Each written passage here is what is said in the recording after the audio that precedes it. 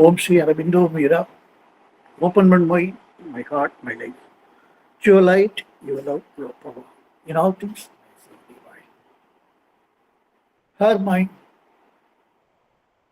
sea of white sincerity, passionate in flow, had not one tugbeat. A wide self-giving was her heart. A magnanimity as of sea of sky. Her kindly care was a sweet, temperate sun. Her high passion.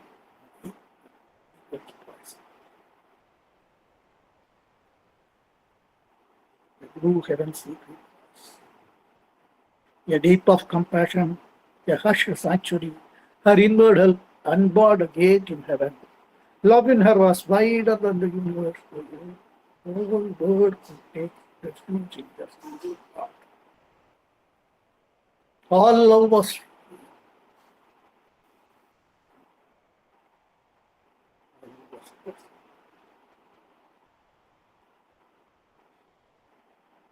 அன்பே மயமான அன்னை. இந்த மகளிர் தினத்திற்கு அன்னை வணங்கித்தானே ஆரம்பிக்க வேண்டும். அன்னை பகவான் பொற்பாதங்களை வணங்குகின்றேன். பிறவி முழுவதும் தீர்க்க முடியாத நன்றி கடமை தெரிவிக்கின்றேன். ஆரோமீரா மந்திர் அமைப்பாளர் திரு முருகப்பனுக்கு மனமார்ந்த நன்றி. இந்த அரங்கிலே கூடியுள்ள அனைவருக்கும் என் வணக்கம். குறிப்பாக மகளிருக்கு இன்றைய மகளிர் தின வாழ்த்துக்கள். முருகப்பன் சார் சார் சொல்லுங்க சார். வீடியோ அன்மியூட் பண்ணிக்கலாமா? பண்ணிக்கலாம் சார், பண்ணிக்கலாம் sir. Okay, thank you. Okay. Vande Mataram என்போம். வந்தே மாதரம் என்போம், எங்கள் பாரத தாயை வணங்குதும் என்போம். பாரதியார் எங்கள் மாநிலத்தாயை வணங்குதும் என்று தானே எழுதினார். நான் இப்படி அதை பாரத தாயை வணங்குதும் என்போம் என்று எடுத்து சொல்வது எதனால் என்று நீங்கள் நினைக்கலாம். அதற்கு காரணம், அண்மையில் பொது மேடையில் பாரதி பாடல்களின் சிறப்புகளை புகழ்ந்து பேசிய ஒருவர் பாரதி வந்தே மாதரம் என்போம் என்று சொல்லிவிட்டு பிறகு எங்கள் மாநிலத்தாயை வணங்குதும் என்போம் என்றுதான் பாடினார். அப்போது மொழிவாரி மாநிலங்கள் கூட பிரிக்கப்படவில்லை என்றார். அதாவது பாரதியார் மாநிலம் என்றது இந்த மாபெரும் பாரத பூமியைத்தான் என்பதை புரிந்து கொள்ள தவறி ஒரு தனிப்பட்ட மாநிலத்தை தான் குறிப்பிடுவதாக அவர் நினைத்து விட்டார். அதே பாட்டில் ஒரே ஒரு தாயின் வயிற்றில் பிறந்தோர் தம்முள் சண்டை செய்தாலும் சகோதரர் என்றோ என்ற அந்த வரிகளில் அவர் அதிக கவனம் செலுத்தி இருந்தால், நம் தேசத்தில் வேற்றுமைகள் பல இருந்தாலும் மொழி இனம் என்ற எல்லைகளை கடந்த ஒற்றுமை இங்கே பாரத தாயின் புதல்வர்கள் என்ற பிணைப்பில் நிலவுவதை அவர் உணர்ந்திருப்பார். இதே போலத்தான் வந்தே மாதரம் என்பது ஒரு அரசியல் முழக்கமாக தவறான கருத்து ஒரு சாராரிடையே நிலவுகிறது. அந்த சொற்கள் தேச விடுதலை இயக்கத்தை குறிப்பதாக மாணவர்கள் அறிந்திருக்கலாம். ஆனால் விடுதலை இயக்கத்தையும் கடந்து இந்த நாட்டை நம் தாயாகவே கருதி வணங்க வேண்டும், போற்ற வேண்டும் என்று மக்களுக்கு, குறிப்பாக இளம் தலைமுறையினருக்கு உணர்த்துவதற்காக வந்த ஒரு மந்திர சொற்றொடர் அது. வந்தே மாதரம் என்ற இரு சொற்களும் சமஸ்கிருத மொழி சொற்கள். மாத்ரு என்றால் தாய், வந்தே என்றால் வணக்கம். தாய்க்கு வணக்கம் அல்லது அன்னைக்கு வணக்கம். இந்த உலக மகளிர் தினத்தில் அன்னைக்கு வணக்கம் சொல்லி ஆரம்பிப்பது மிகவும் பொருத்தம் தான். உங்கள் தாய்நாடு எது என்று ஒரு கேட்டால் இந்தியா, நம் இந்தியா என்றுதான் பதில் சொல்லப்படும். அப்போது தாய்நாட்டை வணங்குகிறேன் என்று சொல்வதில் என்ன மாற்று கருத்து இருக்க முடியும்? தாய்க்கும் பிள்ளைக்குமான உறவின் சிறப்பு எல்லா ஜீவராசிகளுக்குமே பொது என்னும் போது, அப்போது அனைத்திற்கும் மேலான படைப்பாக இருக்கும் மனிதனிடம் அதை இயல்பாகவே எதிர்பார்க்கலாம் இல்லையா? இந்த சொற்றொடரின் பிறப்பிடம் வங்காளம். வந்தே மாதரம் என்பதுதான் அது. ஏனென்றால் அந்த மொழியிலே வா என்ற உச்சரிப்பே கிடையாது. அதனால் வந்தே மாதரம். இந்த வந்தே என்ற சொல் மற்ற மொழியினருக்கு பரவிய போது இந்தியாவில் மற்ற மொழியினருக்கு பரவிய போது இந்தியா முழுவதும் வந்தே என்றுதான் உச்சரிக்கப்பட்டது.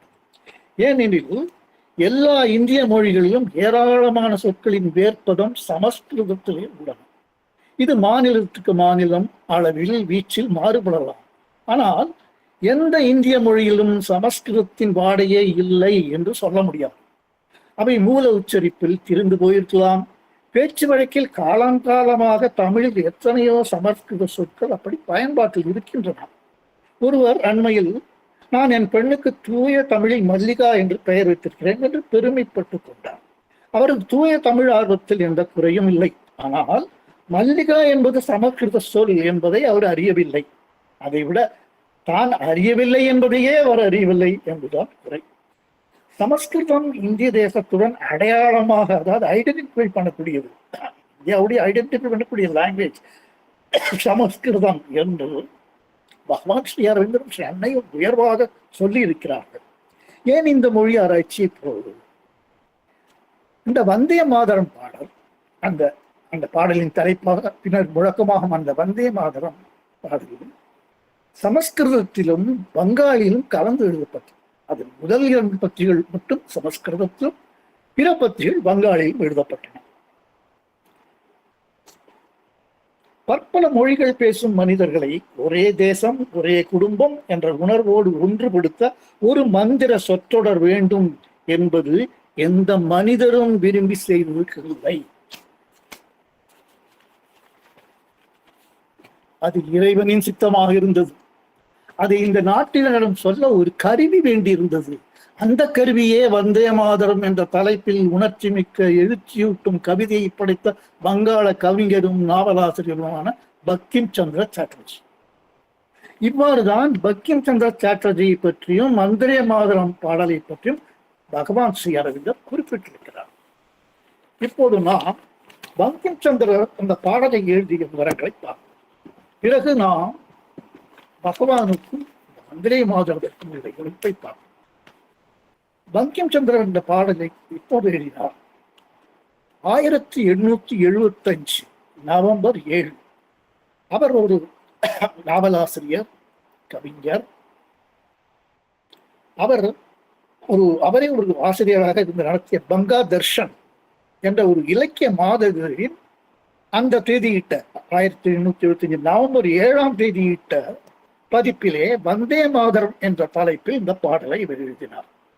அதன் பின் அதே இதழில் மார்ச் ஏப்ரல் 1801 பதிப்பில், அதாவது நம்முடைய இந்த தமிழ் மாதம், ஒரு ஆங்கில மாதத்தில் 2 தமிழ் மாதம் வரும் அல்லவா, அதுபோல் இந்த மார்ச் ஏப்ரல் 2 அதனுடைய பதிப்பில் 1881 ஆண்டில் அந்த பதிப்பிலே அவர் அதே பத்திரிகையில் ஆனந்த மடம் என்று சொல்லலாம் என்ற தொடர் நாவல் ஒன்றை தொடங்கினார். அதன் முதல் அத்தியாயத்திலேயே இந்த பாடலை அவர் மீண்டும் எழுதினார். தாய்நாட்டிற்காக தம் வாழ்வை அர்ப்பணித்த ஒரு சன்னியாசி குழுவினர் பற்றிய நாவல் அது, அந்த ஆனந்த மடம். அந்த நாவலின் மைய கருத்து தேசபக்தியை ஒரு மத சின்னமாக கொண்டு வழிபடுவது. அவர்கள் வழிபட்ட அந்த ஆலயத்திலே அவர்கள் வழிபட்ட தேவிக்கு 3 வடிவங்கள் உண்டு. பாரத மாதா முன்னர் பெற்றிருந்த மேன்மையுடன் கம்பீரமாக காட்சி தரும் வடிவம் முதலாவது. அடுத்தது அடிமைப்பட்டு மண்ணில் வீழ்ந்து கிடக்கும் பாரத மாதா. 3வது இழந்த தன் மேன்மையை மீண்டும் பெறப்போகும் வருங்கால பாரத மாதா. அந்த சன்னியாசி குழுவினர் பாடும் பாடலாகவே வந்தே மாதரம் பாடலை மீண்டும் அவர் இந்த இதழிலே எழுதினார் பங்கிம் சந்திர சாட்டர்ஜி. அவர் பல நாவல்கள் எழுதியிருக்கிறார். அவருடைய பிற நாவல்கள் பெரும்பாலும் அந்நிய ஆதிக்கத்திற்கு ஆட்பட்டிருந்த ஒரு சமூகம் இழந்துவிட்ட தன் பண்பாட்டு அடையாளங்களை தேடும் போராட்டங்களையே விவரித்தன. அவை படித்தவர்களுடைய தாக்கத்தை ஏற்படுத்தியிருக்கலாம். ஆனால் வந்தே மாதரம் பாடல், குறிப்பாக அந்த முழக்கம், பாமரர் வரை உத்வேகத்தை கொடுத்ததுதான் பிற்கால வரலாறு. அது வங்காளத்தையும் தாண்டி மாநில, மொழி, வகுப்பு பிரிவுகளையும் கடந்து தேசம் முழுமைக்குமான மந்திரமாக மாறியது பெரிய விந்தை அல்லவர். வங்காள மக்கள் இயல்பிலேயே அடக்குமுறைக்கு எதிரான துடிப்பை கொண்டவர்கள். இது நாம் அனைவரும் அறிந்தது. இந்தியா முழுவதும் வெடித்த போராட்டத்திற்கு வழிகாட்டியது வங்காளம்தான். அவர் வங்காள மக்களுக்கு மட்டுமே பங்கிம் சந்திர சாட்டர்ஜி வங்காள மக்களுக்கு மட்டுமே எழுத நினைத்திருந்தால் வங்காள மொழியில் மட்டுமே எழுதியிருக்கலாம். சமஸ்கிருதம் கலந்து எழுதியிருப்பதால் நாடு முழுமைக்கும் எழுச்சியூட்டும் உந்துதலை அவர் பெற்றிருப்பார் என்றுதான் தோன்றுகிறது.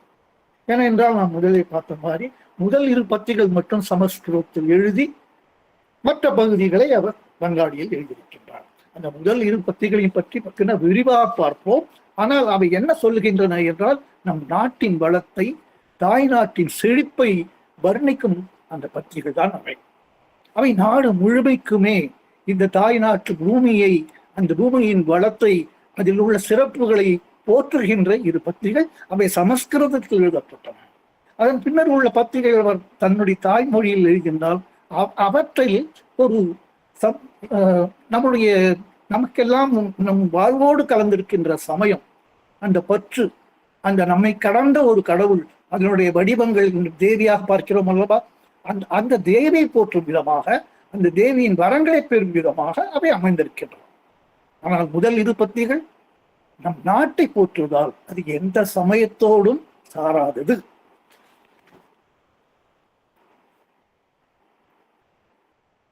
நாம் முதலே பார்த்தபோது இந்திய மொழிகள் பலவற்றிலும் வேறுபடும் சமஸ்கிருதத்தில் இருக்கிறது என்று பார்த்தோம். பல்வேறு பகுதிகளாக மொழிகளால் பிரிந்து கிடக்கும் இந்திய மக்களை நாட்டுப்பற்றை ஒரு சமய உணர்வாக கொண்டு பிணைக்கும் படைப்பாக வந்தே மாதரம் அமைந்தது.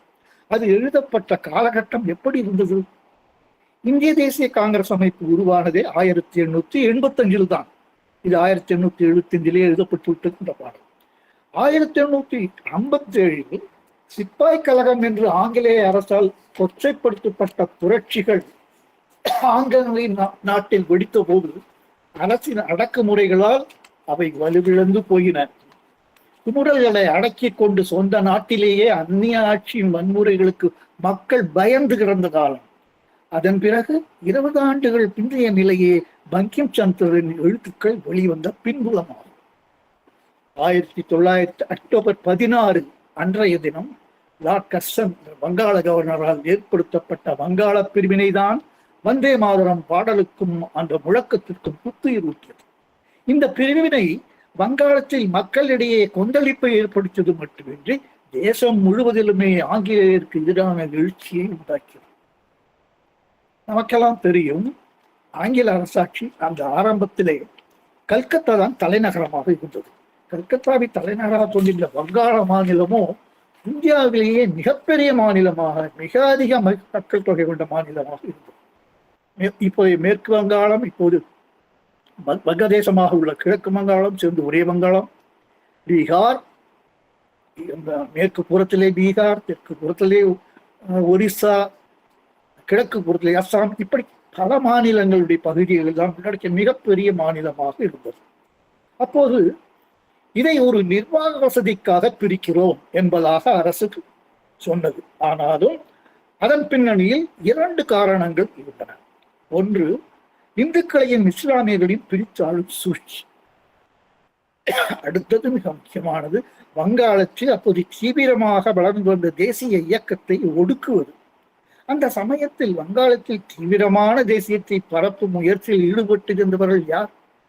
நம் பகவான் ஸ்ரீ அரவிந்தரும் அவரது தோழரான பிபின் சந்திரபாலும் அவருடைய சகாக்களும் தொண்டர்களும் தானே. ஸ்ரீ அரவிந்தர் வங்காள பிரிவினைக்கு எதிரான இயக்கங்களுக்கு தலைமை தாங்கினாலும் இந்த வங்காள பிரிவினை அடங்கி கிடந்த மக்களை எழுச்சியுடன் ஒன்றுவிடச் செய்த மறைமுகமான வரப்பிரசாதமாக இருந்தது என்று கூறினார். அவர் தான் சிறைவாசத்தை பற்றி சொல்லும் போது என்ன சொன்னார்? பிரிட்டிஷ் ஆட்சியை நான் பகைத்துக் கொண்டதன் ஒரே பலன் நான் கடவுளை கண்டதுதான் சொன்னார் அல்லவா. எல்லாவற்றிலும் நன்மைப்பார் என்பார்கள் பகவானும் அன்னையும். Whether it seems good or evil in men's eyes, only for good the secret will can work என்பது பகவான் சாதிக்கிறது. அன்னையின் மந்திரமோ even the night is full of promises. ஆகவே இருள் போல் புறத்திலே தெரிவதிலும் பின்னால் நன்மை உண்டு என்ற விதத்திலே அவர் அதை எடுத்துக்கொண்டார்.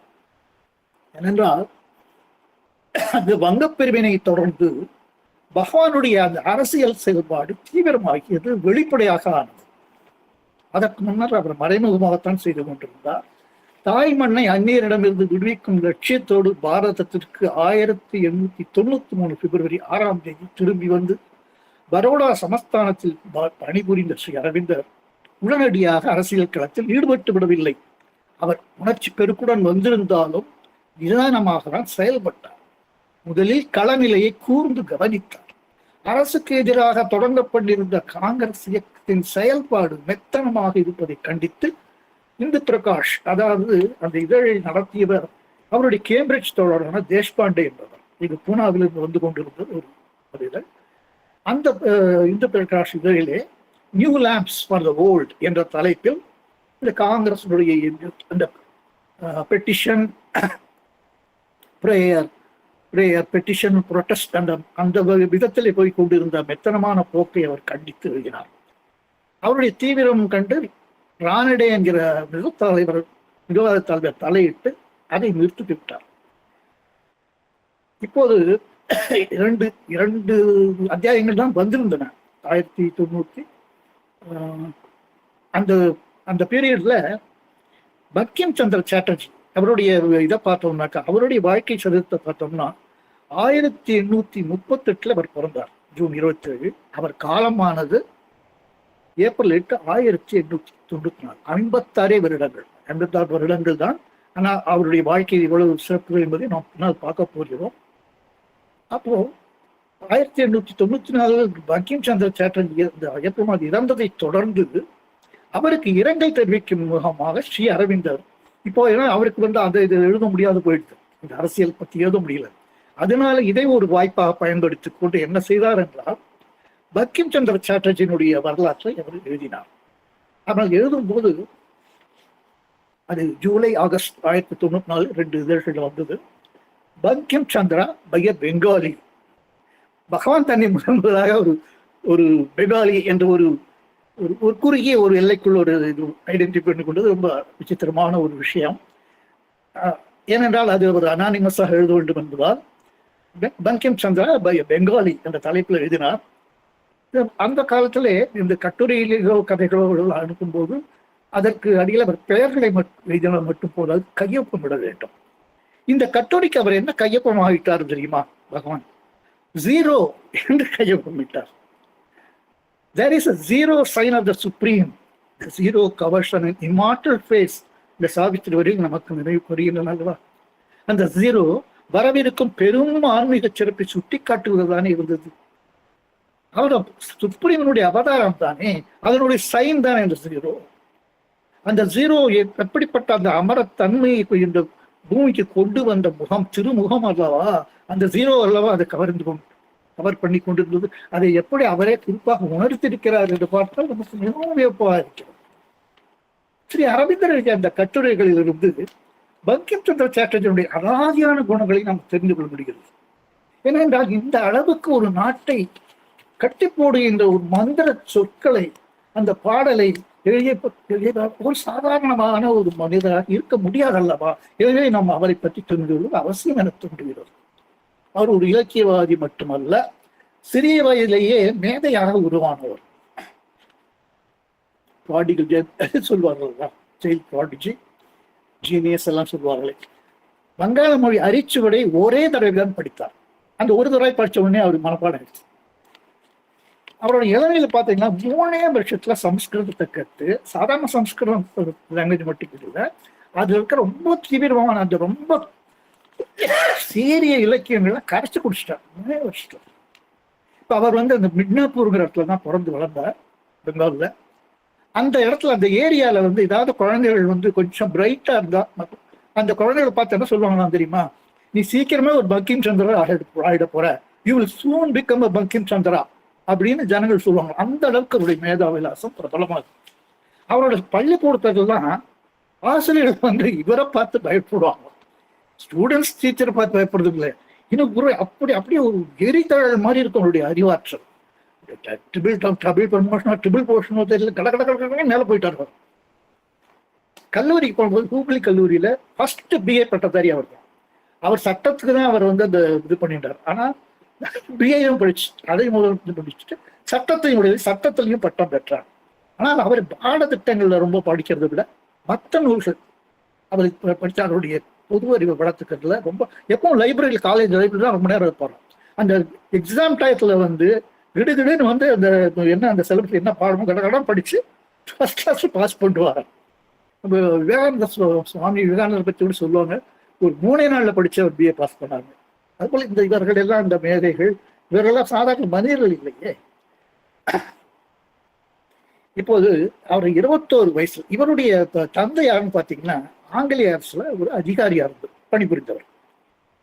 இவர் 21 வயசுலயே இவ்வளவு கடற்கடன் படிச்சு முடிச்சுட்டார். 21 வயசுலயே சப் மேஜிஸ்ட்ரேட் பதவி அவருக்கு கிடைச்சது.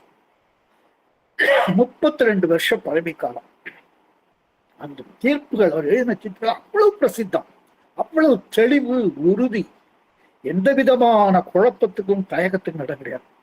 ஆனால் அவர் பல இடங்களை மாற்றினார். அதாவது சில சமயங்கள்ல ஒரு பிளஸ் பாயிண்டை கூட ஒரு மைனஸ் ஆக முடியும். சில பேருக்கு அவர் இப்படி இருக்கிறாரா, ஒரு நம்மளை விட இருக்காரு அப்படின்லாம் அந்த சுற்றி பலவிதமான ஒரு இது ஏற்படும் ரியாக்ஷன்ஸ், அந்த மாதிரி அண்டர் கரண்ட்ஸ் அதனாலும் இருக்கலாம்.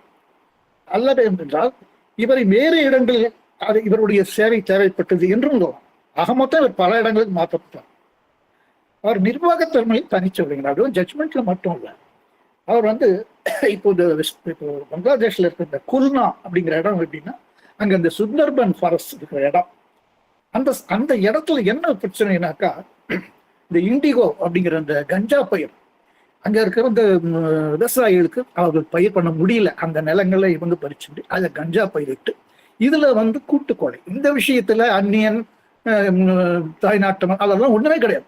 2 பேரும் இதுக்குன்னே வந்து அங்கேருந்து வந்த பிரிட்டன்ல இருந்து வந்தவர்களும் இங்கே இருக்கிற அந்த வன்முறையாளர்கள் சமூகத்தை சுரண்டுபவர்கள் இருக்கிறார் இல்லையா, சமூகத்தை சுரண்டும் அப்படிங்கும் போது அவங்களுக்கு எந்த விதமான இதுவும் கிடையாது.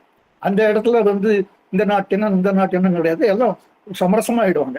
அவங்க 2 பேரும் சேர்ந்து அந்த ஏரியாவில் இருக்கிற அந்த விவசாயிகளுடைய வாழ்கிற மண்ணை போட்டது மட்டும் இல்லை, வாட்டர் தீவ்ஸ் அப்படின்னு சொல்ற அளவுக்கு வழிப்பறி கொள்ளைக்காரர்களா இருந்தாங்க. இவர்களை வந்து எப்படி அவர் அடக்கினார்ங்கிறது ரொம்ப ஆச்சரியமான விஷயம். ஏன்னா சாதாரண வந்து இலக்கியவாதிகள், எழுத்தாளர்கள் எல்லாம் வந்து நடைமுறை வாழ்க்கைக்கு ஒத்து வராதவர்களாக இருப்பார்கள். அவர்கள் இப்படியே தான் செய்ய முற்பட்டாலும் அவர்களுக்கு வந்து அவ்வளவு இதில் வெற்றி கிடைத்து விடாது என்பதை நாம் பார்க்கலாம். ரொம்ப அபூர்வமாக தான் இந்த உலகம் அந்த உலகம் என்பார்கள். அது போல இந்த எழுத்துலகில் சஞ்சரிப்பவர்கள் இந்த உலகிலும் அவர்கள் சிறப்பாக வருவதை பார்க்கிறோம். அந்த வகையில் இவர் என்ன செய்தார் என்றால் கடுமையான நடவடிக்கை எடுத்தார். அவங்க 2 பேரையும் அத்தனை யாராலையும் செய்ய முடியல, கடுமையான நடவடிக்கை எடுத்தார், கடும் தண்டனை கொடுத்தார். அவங்க ஓடி ஒளிஞ்சாங்க. அப்பவும் விடுதலை வரும், வாரண்ட் அனுப்பிச்சு அவங்களெல்லாம் கொண்டு வந்து அவங்கள சேர்த்து கட்டி அப்படி அவ்வளவு சீக்கிரமா, அதாவது பகவான் அதை பற்றி எழுதும்போது சொல்றார், அப்போ ஒரு நிர்வாகம் நினைச்சால் அவர் திடசத்தின் கொண்டு ஒரு செயல்பட்டால் நிச்சயமாக ஒரு நன்மை செய்ய முடியும், ஒரு தீமையை விரட்ட முடியும் என்பதற்கு ஒரு உதாரணமாக விளங்கினார் அப்படின்னு சொல்றார். இப்போ இவருடைய இந்த திறமையெல்லாம் பார்த்துட்டு என்ன இந்த செயலாற்றல் மட்டும் இல்லை, அவர் அறிவாற்றலும் இருக்கிறது இல்லையா இயல்பில் இருந்து. அதனால இவர் என்ன பண்ணாங்கன்னா அஃபிஷியல் எமால்மெண்ட்ஸ் கமிஷன், எமால்மெண்ட்ஸ் நமக்கு தெரியும், சேலரி இதெல்லாம் கமிஷன். இப்போ வந்து செக்ரட்டேரியட்ல வந்து ஒரு துணை அதிகாரி பதவியில், கல்கத்தால செக்ரட்டேரியட்ல ஒரு துணை அதிகாரி பதவியில் அமர்த்தினாங்க. இவரோட சீனியர் சொல்லவே வேண்டாம், ஏன்னா நம்ம அந்த அமைப்புல வந்து இப்போ பெங்காலில் நிறைய கிராஜுவேட், அப்போதான் பெங்காலில் தான் மற்ற இடத்த விட நிறைய படித்தவர்கள் கிராஜுவேட்ஸ் அல்லது அரசு உத்தியோகத்தில் சேர்ந்த இந்தியர்கள். அப்படி கூட அரசு அதிகாரிகள், அரசு பதவிகள் வந்து ஆங்கிலேயர்கள் அதிகமாக இருப்பார்கள். எங்கோ அங்கொன்று இங்கொன்றுமாக நாம் பார்க்கலாம். அந்த வகையில் பங்கிம் சந்திர சாட்டர்ஜி ஒரு துணை அதிகாரியாக பதவியேற்கிறார். இவருடைய சீனியர் ஆங்கிலேயர், அவர் அலுவல் நேரத்தை கடந்தும் வேலை செய்வார். அவர் வேலை செய்வதை மட்டும் இவரையும் வற்புறுத்தார். ஆனால் இவர் நேர்மையாக இருந்தால், நேர்மையான அதிகாரி, திறமையான அதிகாரி. ஆனால் அவர் எந்த சட்ட திட்டங்களையும் மீறி செயல்பட மாட்டார். அதற்காக தனக்காக ஒரு சலுகையும் வேண்ட மாட்டார். அவர் சொன்னார், மிக வெளிப்படையாக பேசுவார், நீங்கள் ஆங்கிலேயர், நான் இந்திய அதிகாரி தானே, எனக்கு இதனால் பதவி உயர்வோ சலுகையோ கிடைக்க போவதில்லை, நான் எதற்கு வேலை நேரத்துக்கு மேல் பணியாற்ற வேண்டும். துணிச்சல், எப்படி ஒரு துணிவு பாருங்கள். அதோட மறுத்து விட்டார். வேலையில் ஜாட்ஜ் பண்ணுபவர் அல்ல, வேலையில் முதலில் நிற்பவர். ஆனால் அதே சமயம் இவர் இது போன்ற அத்துமீறல்களுக்கு இடம் கொடுக்க மாட்டார். அதனால் உடனே ஒரு மாற்றிட்டாங்க, அலிப்பூருக்கு மாற்றினாங்க. அலிப்பூர் பின்னாடி நம்ம அலிப்பூர் கோர்ட்டில் நம்ம பகவானுடைய இது வரப்போகுது.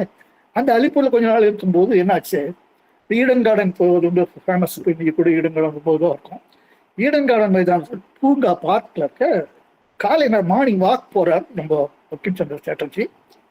எதிர்க்க மன்றோ வரார். நம்ம இங்கே சென்னையில பாடி ஆர்டரோட குதிரையில் இருப்ப ஒரு கம்பீரமா இருக்க லார்ட் மன்றோ. மன்றோ பார்த்த உடனே அந்த நாள் எப்படி வழக்கம்னா, இந்த இந்தியர்கள் எப்படிப்பட்ட ஒரு பெரிய அந்த சமூகத்து அந்தஸ்து இருந்தாலும் சரி, இவரை போட்டு பெரிய அதிகாரியாக இருந்தாலும் சரி, எதிரே ஒரு ஆங்கிலேயர் வந்தால் அவர் எப்படிப்பட்டவராக இருந்தாலும் சமூகத்தில் இருக்கிற நிலையில் இருந்தாலும் அவரை பார்த்து சல்யூட் செய்ய வேண்டும். இது எழுதப்படாத ஒரு ஆணை. அதையெல்லாம் பங்கிம் சந்திர சாட்டர்ஜி மதிக்க மாட்டார். அவர் சர்வசாதாரணமாக அவரை கடந்து போய்விட்டார். உடனே இடமாற்றம் இருக்கு. எங்க ஒரிசாவில் கொண்டு போய்விட்டாங்க. அப்புறம் மறுநாள் கொஞ்ச நாள் விஷயம் மறுபடியும் அலிப்பூர். இப்படி அவர் பந்தாடினாங்க கவர்மெண்ட்ல. அப்போ அவருடைய அந்த உடம்பினுடைய அந்த சக்தி எல்லாம் இந்த அரசு பணியிலேயே இழந்துட்டார். திறமையாக பணியாற்றுவது மட்டும் இல்ல, இப்படி அலைச்சல்னாலும் அப்படி இழந்துட்டார் அப்படின்னு சொல்லி பகவான் எழுதுறார். அந்த 56 ஆண்டுகள் தான் பங்கிம் சந்திரர் வாழ்ந்தார். அந்த கடைசி ஆண்டுகள்ல ரொம்ப கடுமையான ஓய்வாய்ப்பட்டிருந்தார். அதையும் அந்த பொருட்படுத்தாமல் நிறைய இலக்கியங்களை படைச்சிட்டு போயிருக்கார். வங்காள இலக்கியத்திற்கு மட்டும் அவர் சேவை செய்யவில்லை. ஆனந்தமடம் நாவல் மூலமும் வந்தே மாதரம் பாடலின் மூலமும் மக்களிடையே தேசப்பற்றும் ஒருமை உணர்வும் நாடு முழுவதும் பரவிட காரணமாக இருந்தார் அவர் என்று பகவான் சொல்றார். அதனால சொல்லி முடிக்கும், பங்கிம் சந்திர ரிஷி அப்படின்னு சொல்றார். பங்கிம் சந்திரர் இலக்கியவாதி அப்படி எல்லாம் சொல்லிட்டு இருந்தோம். நாவலாசிரியர் சொன்னோம், எழுத்தாளர் சொன்னோம், அரசு அதிகாரின்னு சொன்னோம். பகவான் என்ன சொல்றாரு, ரிஷிங்கிறார். பங்கிம் சந்திர ரிஷி. இந்த நாட்டை குச்செழுச்சி பெற செய்யும் மந்திரமாக வந்தே மாதரம் என்ற சொற்றொடரை அவர் கொடுத்திருக்கிறார். உறங்கி கிடந்த மக்களை தட்டி எழுப்ப இறைவன் தேர்ந்தெடுத்த வாசகமும் அதனை வழங்காமல் தேர்ந்தெடுத்த கருவி பங்கிம் சந்திரர் அப்படின்னு அவர் சொன்னார். இதை நம்ம முதல்ல பார்த்தோம். அது மட்டும் இல்ல, பங்கிம் சந்திரர் நம் நாட்டை தாயாக போற்றுகிற ஒரு அரிய மனப்பாங்கை தந்திருக்கிறார். தாய்நாடு என்ற கருத்தளவில் கொண்டால் போதாது, விடுதலை அத்தியாவசியம் என்று உணர்ந்தால் மட்டும் போதாது, நாட்டிற்கான சேவை, நமது சுயநலன் என்ற இரு விஷயங்கள் வரும்போது பெரும்பாலானவர்கள் நடைமுறையில் செயல்புரிய முன்வருவதில்லை. இது ஒரு கசப்பான உண்மை. இதை அரவிந்தர் குறிப்பிட்டு காட்டுகிறார். தாய்நாட்டின் ஆன்மாவே வெறும் நிலம், மக்கள் என்ற பாவனையை மாற்றும் வகையில் தன்னை தாய் வடிவில் மனிதனுக்கு உணர்த்தினால்தான் மாற்றம் வரும். பங்கிம் சந்திரர் பாரத தேசத்தை தாயாக பார்த்தபோது அவளை பிச்சை பாத்திரம் ஏந்தியவளாக காட்டவில்லை. அவர் எப்படி உருவகித்தார்? தன் 10,000 கரங்களில் வாழேந்தியவளாகத்தான் உருவித்தார் என்று எழுதும் போது ஸ்ரீ அரவிந்தர் மிதவாத போக்கை கண்டிப்பதற்கு அதை பயன்படுத்திட்டார். பங்கிம் சந்திரர் தேசத்தை தாயாக கண்டது போலதான் ஸ்ரீ அரவிந்தரும் கண்டார். தன் மனைவி மிருணாளினிக்கு எழுதிய கடிதத்தில் மற்றவர்கள் இந்த நாட்டை வெறும் நிலமாக, குன்றுகளாக, நதிகளாக, மக்கள் கூட்டமாக பார்ப்பது போல் நான் பார்க்கவில்லை. இந்த நாட்டை நான் என் தாயாகவே கருதி போற்றுகிறேன். தாயின் ரத்தத்தை அரக்கம் உறிஞ்சி குடிப்பதை மகன் கண்டும் காணாமல் தான் தன் குடும்ப சுகம் என்று மூழ்கி இருக்கலாமா என்றுதானே எழுதினர். நாட்டுக்கு தன்னலமின்றி உழைக்க வேண்டும் என்றால் தார்மீக வலிமையே அதற்கு பக்கபலமாக இருக்கட்டும் என்பதுதான் பங்கிம் சந்திரன் கருத்து. அதனால்தான் தங்கள் வாழ்வையை நாட்டுக்காக அர்ப்பணிக்கும் தியாகிகளை அரசியல் துறவிகளாக அவர் ஆனந்தமடம் நாவலில் சித்தரித்தார். ஸ்ரீ அரவிந்தருடைய அரசியல் செயல்பாடு தீவிரமடைந்தது 1902. பரோடா பணியில் இருந்தவாறே மறைமுகமாக அரசியல் களத்தில் அவர் இயங்கினார். பிரிட்டிஷாரின் இந்திய தரைப்படையில் பணியாற்றிய தாக்கூர் ராம்சிங் அப்படிங்கிற ஒரு அகர்பத்தூர் வம்ச வீரர், அவர் பிரிட்டிஷ் பணியாற்றிய இந்திய இராணுவத்தினுடைய பல பிரிவுகளை ரகசியமா அரசுக்கு தூண்டி விட்டிருந்தார். அதாவது ஒரு டைம் வரும்போது ஓப்பனா ரிவோல்ட் பண்ணணும். பகவானுடைய அந்த குறிக்கோளும் அதுதான். பகவானுடைய குறிக்கோள் ஆயுதம் தாங்கிய பிரிட்டிஷார் தான் நமக்கு பார்த்து பயப்படும். நாம் ஆயுதம் ஏந்தி அவர்களுடன் போராட வேண்டும். திடீர்னு நடக்குமா? அதுக்கு ஒரு இயக்கம் வேண்டும். அதை வெளிப்படையாக நடத்த முடியாது. போராட்டம் வெளிப்படையாக நடத்தலாம், போர் வெளிப்படையாக நடத்தலாம். ஆனால் அதற்கான பயிற்சியை ரகசியமாகத்தான் நடந்தே ஆக வேண்டும். ஆக அந்த ராம்சிங் அந்த தலைமையில மகாராஷ்டிராவில் ஒரு ரகசிய அமைப்பு, அதுல பகவான் நம்ம அரவிந்தர் தன்னை அதை சேர்த்துக்கிறார். அதுக்கு முன்னாடியே 1899 ஜத்தின் பானர்ஜி அப்படிங்கிற ஒரு வங்காள இளைஞர், அவர் என்ன பண்ணாரு, தன்னோட சுபாஷில் பரோடா மகாராஜாவுடைய அந்த அவருக்கு ஒரு ஆர்மி இருக்கு, அதுல சேர்த்து அவருக்கு ஒரு ஆயுத பயிற்சி கிடைக்க வச்சார். அப்புறம் அவர் மூலமா வங்காளத்துல புரட்சி அமைப்புகளை உருவாக்கத்தில் ட்ரை பண்ணார். வெளிப்படையாக ஆங்கிலேயர் ஆயுதம் கொண்டு எதிர்த்து போராட ரகசியமான பயிற்சி அமைப்புகளை உருவாக்குறது அந்த நோக்கம். தனிநபருக்கான வன்முறை எப்போதுமே பகவான் ஆதரித்தது கிடையாது. இதை நாம் நன்றாக நிரூபித்துக் கொள்ள வேண்டும். மற்றவர்களுக்கும் இதை உணர்த்த வேண்டும். அரசியல் கொள்கையில் திலகர் தலைமையிலான தேசியவாதிகளோட இணைஞ்சு அவர் பணியாற்றினார். ஏன்னா திலகர் மிதவாத தலைவர் அல்ல, தீவிரமாக நாம் எதிர்க்க வேண்டும். வெறும் வாயளவில் பேசிக் கொண்டிருந்தால் போதாது, செயலளவில் நம்முடைய எதிர்ப்பை காட்ட வேண்டும் என்பது திலகருடைய கொள்கையாக இருந்தால், திலகருடைய தலைமையிலே அங்கே மகாராஷ்டிரத்திலே ஒரு அணி திரண்டது போல அவர்களுக்கு இணையாக வங்காளத்திலே நம் ஸ்ரீ அரவிந்தர் அதே போன்ற ஒரு பிரிவை ஆரம்பித்தார். அது தெரிஞ்சிருக்கும் எல்லாருக்கும். சூரத் காங்கிரஸ் 2வது பிரிஞ்சது. அவர்கள் தீவிரவாதிகள் என்று இவர்களை முத்திரை குத்தினாலும் இவர்கள் தேசியவாதிகள், தேசிய கட்சி, நேஷனலிஸ்ட் பார்ட்டி என்றுதான் அறியப்பட்டார்கள். அப்போ இந்த வங்காளத்துல தேசியவாதிகளை ஒரு ஆர்கனைஸ் பண்ணும்போது இந்த 2 விதமான ஆக்ஷன்ஸ் இல்லையா, ஒன்று ரகசியமா, ஒன்று ஓப்பனா அரசியல் களத்துல சேர்ந்து பேச்சு, ஸ்பீச் அதெல்லாம் செய்யணும் இல்லையா. அப்போ தொடர்ந்தவருக்கு லீவ் எடுக்கிறது அகமதாபாத், பாம்பே, காசி இங்கெல்லாம் அந்த அப்பப்போ இந்த காங்கிரஸ் மாநாடு நடக்கும் இல்லையா, அதெல்லாம் கலந்துப்பாரு. இந்த வங்காள பிரிவினை ஏற்படுறதுக்கு முன்னாடியே சாதாரணமா இந்த மாதிரி ஒரு விஷயங்கள்லாம் முன்னாடியே லீக் ஆகும். அதுபோல அந்த அரசோட அந்த திட்டம் தெரிய வந்த உடனே அப்பவே ஒரு பெரிய எழுச்சி எல்லாம் அங்கங்க வயலன்ஸ் நடந்தது. அது வங்காளத்தில் பிரிஞ்சு கிடந்த அந்த ரகசிய புரட்சி அமைப்புகள்லாம் சேர்ந்ததெல்லாம் அவங்க தனித்தனியா பிரிஞ்சு கிடந்தாங்க. அதுக்குள்ள அவங்க ஆர்கனைஸ் பண்ணி ஒரு தலைமையா இது பண்ண முடியும். அதுக்கு தான் பகவான் ட்ரை பண்ணிட்டு இருந்தார். அப்போ இது மாதிரி இந்த வங்காள பிரிவினை வந்தபோது அவர் இதுதான் சரியான சந்தர்ப்பம், பிரிவினையை எதிர்த்து போராட தயாராகுங்கள் அப்படின்னு சொல்லிட்டு கல்கத்தாவில் என்பவருக்கு எழுதினார். நோ காம்ப்ராமிஸ் அப்படிங்கிற ஒரு தலைப்புல அவர் ஒரு மடல் எழுதி அனுப்பிச்சார் அந்த தொண்டர்களுக்கு. அது கல்கத்தாவில் எந்த ப்ரெஸ்ஸும் வெளியிட நாட் ப்ரிப்பேர் வெளியிட முன் வரல. கடைசியில் அது யார்கிட்ட போய் சேர்ந்ததுன்னா மிதவாத தலைவர் சுரேந்திரநாத் பானர்ஜி போய் சேர்ந்தது. இப்படித்தான் நம்முடைய பல செயல்கள், அது ஆண்டவன் செயல், அதனுடைய காரணம் நமக்கு தெரியாது. ஸ்ரீ அரவிந்தனுடைய இந்த செயல்பாட்டில் தீவிரம் கொண்டு வங்காள பிரிவினை அப்படின்னு பார்த்தோம். இது வரத்துக்கு முன்னாடி அக்டோபர் 16, 1905 அதுதான் அந்த பிரிவினை. அந்த நாள்லேருந்து தான்.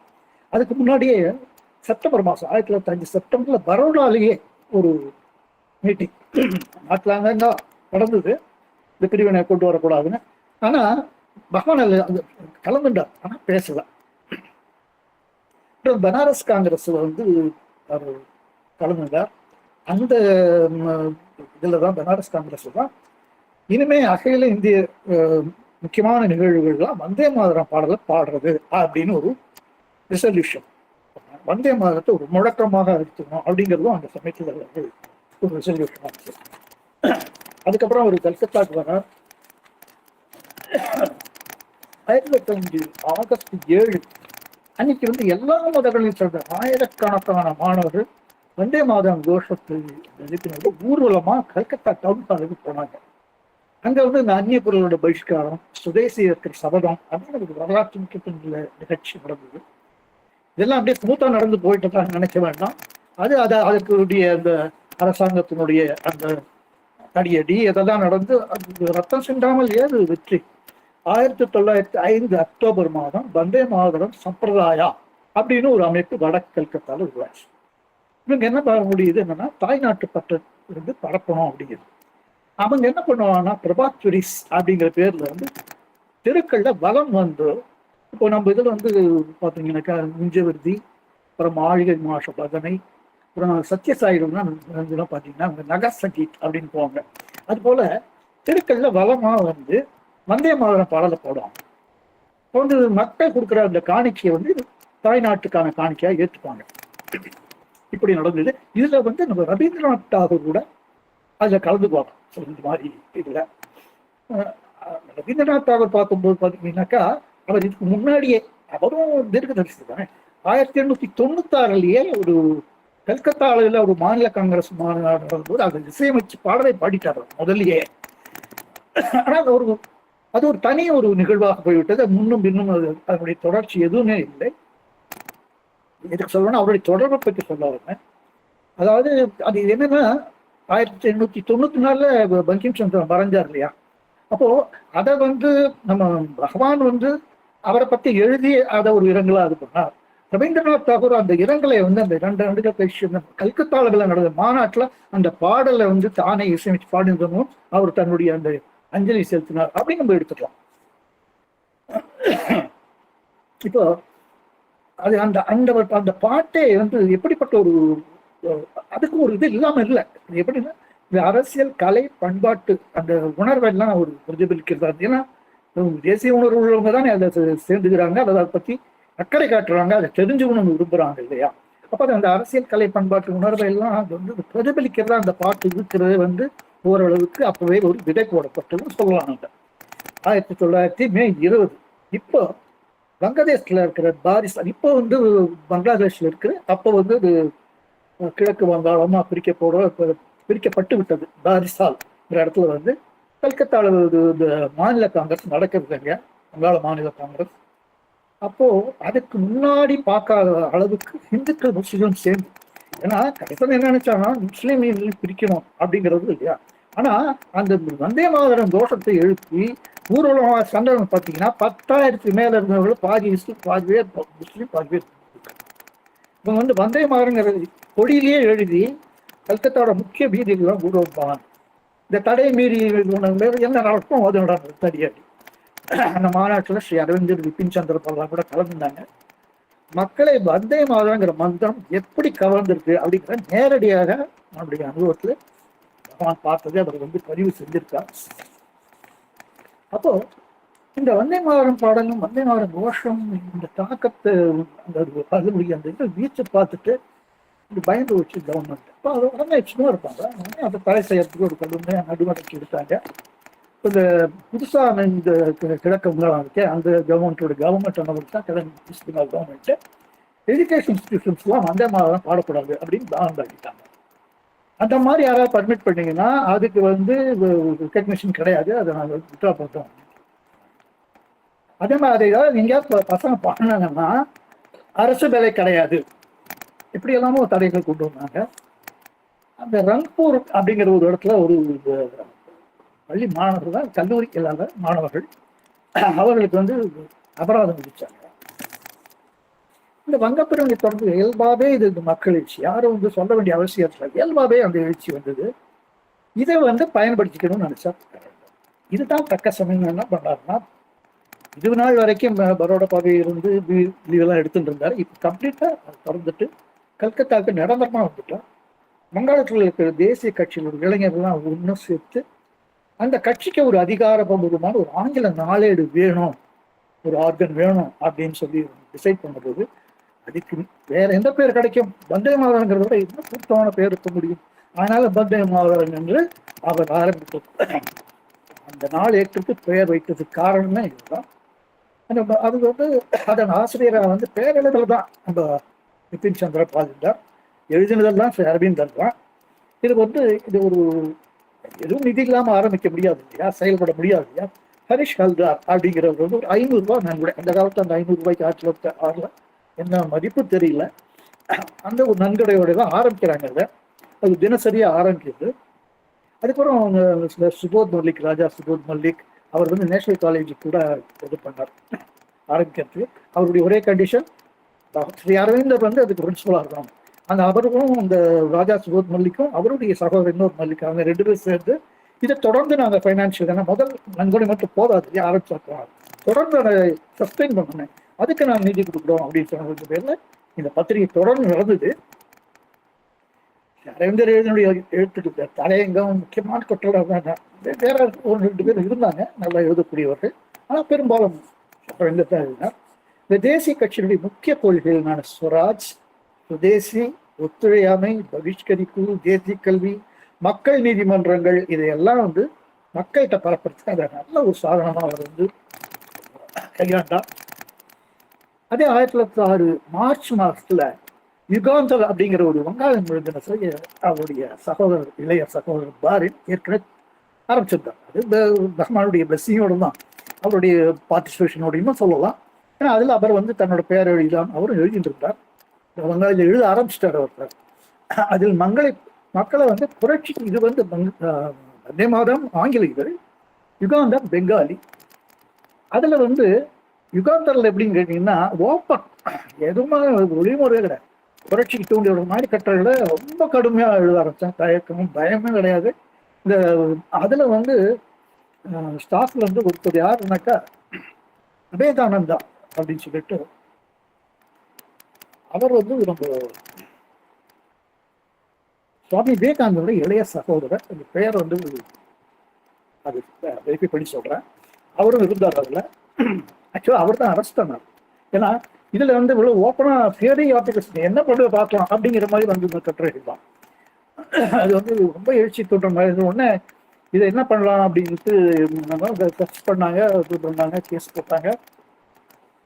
உடனே அந்த நானும் அதை இது பண்ணவர் அப்படின்னு சொல்லிட்டு நம்ம விவேகானந்தருடைய சகோதரர் சொன்னாங்க இல்லையா, நான் தான் அதை அச்சுட்டு வெளியிடணும்னு சொல்லிட்டு அவர் வந்து என்ன பண்ணாருன்னா அந்த தண்டனை ஏற்றுண்டார். அதை வந்து டிஃபெண்ட் பண்ண வேண்டான்னு பகவான் சொன்னதை அவர் ஒத்துட்டார். அதாவது ஏன் டிஃபெண்ட் பண்ணல அப்படின்னாக்கா, நான் உன்னுடையதை ஒத்துக்கல, உன்னுடைய சிஸ்டம், உன்னுடைய லீகல் சிஸ்டத்தை நான் ஒத்துக்கல. இப்போ நான் என்னை டிஃபெண்ட் பண்ணா என்ன அர்த்தம்? நான் என்னை வந்து என் மேலே ஒரு குற்றம் சாட்டுறேன், நான் போய் நான் குற்றவாளி இல்லை அப்படின்னு சொன்னேன்னா நீ சொல்றத நான் ஏற்றுட்ட மாதிரி ஆகிடுறது. நான் குற்றவாளி இல்லைங்கிறது அடுத்தது.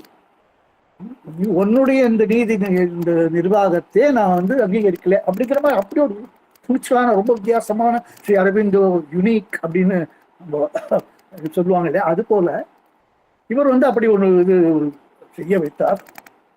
ஆனா வந்தே மாதரம் தினசரியில வந்து கட்டுரை எப்படின்னாக்கா ரொம்ப எழுச்சி தூண்டு மாதிரி தான் இருக்கும். ஆனா அரசாங்கத்துல ஒரு குற்றம் கண்டுபிடிக்க முடியாது, அவ்வளவு சாதுரியமா எழுதுவார். அதை பத்தி நம்முடைய இந்தியர்கள் வந்து பாராட்டுறது பெரிய விஷயம் இல்லை. கல்கத்தால இருந்து ஸ்டேட்ஸ்மேன் ஒரு பத்திரிகை, அது வந்து அரசாளர் ஆங்கில இதழ். அதுல வந்து ரொம்ப வந்து புலம்புவாங்க அவங்க. இந்த வந்தே மாதரம் கட்டிட வந்து அரசுக்கு எதிராக வந்து செடிஷன் ஒவ்வொரு இதுலயும் இருக்கு. ஆனா அது வந்து 2 லைனுக்கு நடுவில் இருக்காது, பிட்வீன் லைன்ஸ் அப்படின்னா. ஆனா அது மேல ஆக்ஷன் எடுக்க முடியாது, அவ்வளவு சாமர்த்தியமா அப்படின்னு ரொம்ப புறப்பட்டு ஸ்டேட்மெண்ட் எழுதினாங்க.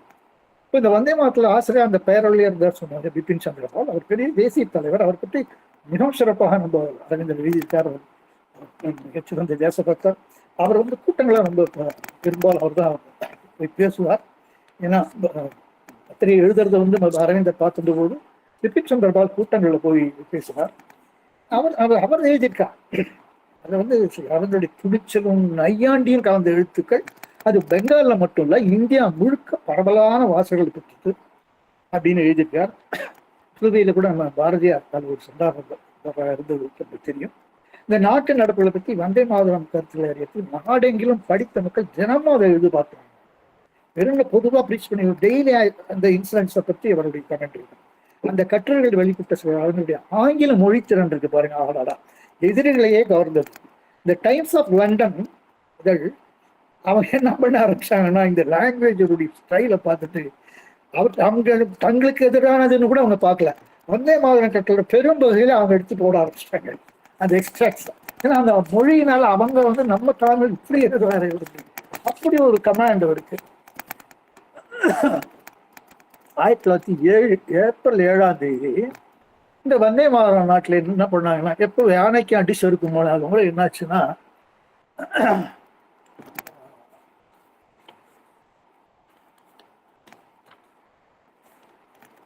இந்த யுகாந்தர் பத்திரிகை மேல நடவடிக்கை எடுத்தாங்க இல்லையா பிரிட்டிஷ் கவர்மெண்ட், அந்த யுகாந்தர் பத்திரிகையில வந்த பெங்காலி மொழி கட்டுரைகளை வந்து இவர் வந்து ஆங்கிலத்தை மொழிபெயர்த்து இதில் வெளியிட ஆரம்பிச்சார். உடனே இது அவங்களுக்கு ஒரு சாக்கா போச்சு. உடனே அது புரட்சி தூண்டி விடக்கூடியது, நீ அதை நீயே எடுத்து இதில் போட்ட அப்படின்னு சொல்லிட்டு அரசு நிர்ணயம் அப்படின்னு சொல்லிட்டு இவங்களுக்கு வாரண்ட் கொடுத்தாங்க. 1907 ஆகஸ்ட் 16. ஆகஸ்ட் மாதம் தான் நமக்கு வந்து பகவானுடைய வாழ்க்கையில் எல்லா இடத்துலையும் ஆகஸ்ட் வரும். ஆகஸ்ட் அந்த 6 தான் இந்த ஆரம்பிச்சது இந்த பத்திரிகை 1906. அதே 1906 ஆகஸ்ட் 16 வந்து இது தேசிய கல்லூரி ஆரம்பிச்சது. இப்போ அடுத்த வருஷமே அதே ஆகஸ்ட் 16 வந்து இவருக்கு வந்து அரசு நிர்ணயம்னு சொல்லிட்டு அவருக்கு வாரண்ட் கொடுத்தாங்க. வாரண்ட் இஷ்யூ பண்ணி இவர் பயந்து ஓடலாம். இப்போ நேராக அவர் கோர்ட்டுக்கு போய் நான் அரசு பண்ணலாம் பண்ணிக்க அப்படின்ட்டாங்க. இத்தனைக்கும் அவர் பேர் அங்கே எடிட்டராக இல்லை. அப்போ ஆனால் அவர் மேலே வந்து அவருடைய இதை நிரூபிக்க முடியலங்கிறதுனால என்ன பண்ணிட்டாங்க, அவர் மறுநாளே விட்டுட்டாங்க. அப்புறம் அந்த கேஸ் நடந்து கூட வந்து செப்டம்பர் வரைக்கும் நடந்து 1907 செப்டம்பர் வந்து அந்த வழக்கை தள்ளுபடி ஆயிடுச்சு. இப்போ இப்படிலாம் ஆன போது ஆனால் வந்து பிபின் சந்திரபால் என்னன்னா அவர் வந்து தன்னை வந்து விட்னஸ் இவருக்கு எது விட்னஸ் சொல்ல மாட்டேன்னு சொல்லிட்டார். அரவிந்தருக்கு எதோ விட்னஸ் சொல்ல முடியாது சொன்னதுனால அவருக்கு வந்து 6 மாதம் சிறை தண்டனை கொடுத்தார்கள். இதெல்லாம் இந்த நிகழ்ச்சியெல்லாம் என்னாச்சுன்னா, ஏற்கனவே அவர் வந்து தலைமை எடுத்து நடத்தினார். ஆனால் அவர் வந்து முன்னால் கொண்டு நிறுத்தி வங்காளத்தில் தேசிய கட்சியினுடைய முன்னணி தலைவர் அப்படிங்கிற மாதிரி அவர் பகவானை நிறுத்துட்டு இந்த வந்தே மாதரம் நாளினுடைய வெற்றியை தொடர்ந்து என்ன பண்ணாருன்னா 1900 ஜூன் மாதத்தில் அதே பேரில் வார இதழும் வந்து வர ஆரம்பிச்சது. அந்த வார இதழில் வந்து விதுலா அப்படிங்கிற ஒரு தேசபக்தி கவிதையை அவர் தொடர்ந்து எழுதினார். இந்த காலகட்டத்தில் தான் அவர் வந்து பாரத பூமி அன்னையா உருவகிச்சு அதைத்தானே பாரத பங்கீட்டு சொன்னார். 99 சமஸ்கிருத செய்திகளை நம்ம பகவான் எழுதிட்டார். ஆனால் அவர் எழுதி முடிச்ச உடனே கல்கத்தா போலீஸுக்கு வந்து கைப்பற்றிருக்கு. ஏன்னா இப்போ இந்த வந்தே மாதரம் கேஸில் இவர் வந்து பிடிக்க முடியலைங்கும் போது அவங்க வந்து ஏதாவது ஒரு காரணத்தை எதிர்பார்த்து இவர் வந்து ரகசிய புரட்சி இயக்கத்தை இது பண்ணவா தூண்டினவரெல்லாம் சொல்லிட்டு பல ஓட்டு காத்திருந்ததோட இந்த அலிப்பூர் வெடிகுண்டு நிகழ்ச்சி நடந்தது இல்லையா? ஸோ அதை பயன்படுத்தி கொண்டு அவர்கள் என்ன செய்தார்கள் என்றால் அவரை அரெஸ்ட் பண்ணினார்கள், ஒரு ஆண்டு செய்வார்கள், எல்லாம் நமக்கு தெரிஞ்சது. அப்போ அந்த சமயத்துல இவர் ஒரு வீட்டுக்கு வந்து எல்லாம் போலீஸ் வந்து சர்ச் பண்ணி கிடைச்சது கிடைக்க எல்லாத்தையும் இது சம்மந்தம் இருக்கோ அதில் எடுத்துட்டு கூட தட்சிணேஸ்வரருடைய மண் இருந்த ஒரு பாத்திரத்தை எடுத்துட்டு போகும்போது அந்த இன்ஸ்பெக்டர் கிரேகன் தோட்டத்தை எடுத்து போய் காமிச்ச போது டேஞ்சர் வெரி டேஞ்சரஸ் வந்து வெடிகுண்டு தயாரிக்கிறதுன்னு நினைச்சுட்டான் போல இருக்கு. பகவான் எழுதியிருக்காரு பின்னாடி. அது ரொம்ப நையாண்டியோட எழுதியிருக்காரு. அதுவும் ஒரு விதத்துல பார்த்தா அது வெடிகுண்டு மாதிரி தான் தட்சிணேஸ்வரர் மண் அப்படின்னு எழுதியிருக்காரு தன்னுடைய அந்த காரா ககினி அந்த டேல்ஸ் ஆஃப் பிரிசன் சிறைவாசத்துல. அப்போ அந்த மாதிரி ஒரு வீட்டில் கிடைச்சது அப்படி இந்த நவசக்தியா காரியாலயத்தில், அப்போ நவசக்திங்கிற பேரில் ஒரு ஆரம்பிச்சிருந்தார். அந்த காரியாலயத்தில் எல்லாத்தையும் எடுத்துட்டு போகும்போது இது எல்லாத்தையும் எடுத்துட்டு போயிட்டான். அந்த 99 சாண்டப்ஸை எழுத்து வச்சு அந்த 1985 நம்ம அரவிந்தாசம் எல்லாத்தையும் மறுபடியும் வீட்டுக்கு வந்து பவானி பாரதி அப்படிங்கிற தலைப்பில் அதை வந்து வெளியிட்டிருக்காங்க. இது வந்து எதுக்காக எடுத்து சொல்றேன்னாக்கா, அதாவது தாய் மண்ணை தாயாக ஒரு தெய்வ அம்சம் கொண்ட தேவியாக போற்றி வந்த அந்த பங்கிம் சந்திரனுடைய வழியில் நம்ம பகவான் வந்து வழின்னு கூட சொல்ல முடியாது, அவர் அவதாரம். ஆனா அந்த சமயத்துல ஒரு மானிடர் அப்படிங்கிற போது இணைகோடுகளாக அப்படின்னு நம்ம சொல்லலாம்னு நினைக்கிறேன்.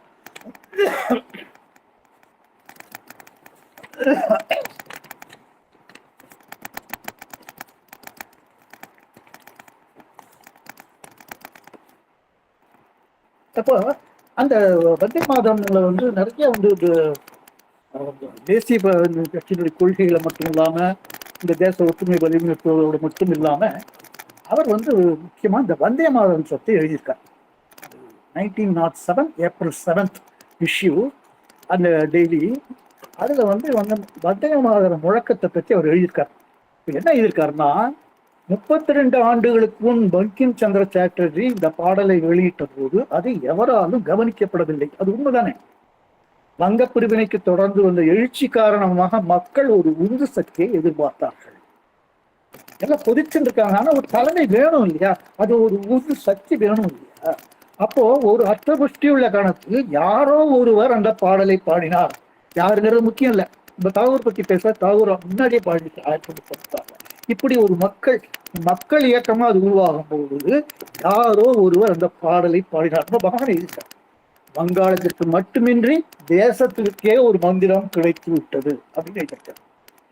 ஒரு நாவலுக்குள் அடைபட்டிருந்த உணர்ச்சி மிக்க அந்த கீதம், அந்த முழக்கம் ஒவ்வொரு இந்திய குடிமகனின் உதடுகளும் உச்சரிக்கலாயிற்று அப்படின்னு எழுதுறாரு. அப்போ இந்த 1907 ஏப்ரல் 7 இவர் எழுதினார் இல்லையா, 32 வருஷம். அது பின்னாடி போனோம்னா 1875. அப்போ 1875 நவம்பர் 7 தானே அந்த இது வந்தது இல்லையா. அதைத்தான் நம்ம இந்திய அரசு போன அக்டோபர் 2025 அக்டோபர்ல அந்த இந்திய அரசு அமைச்சரவை கூடி ஒரு தீர்மானம் நிறைவேற்றினாங்க.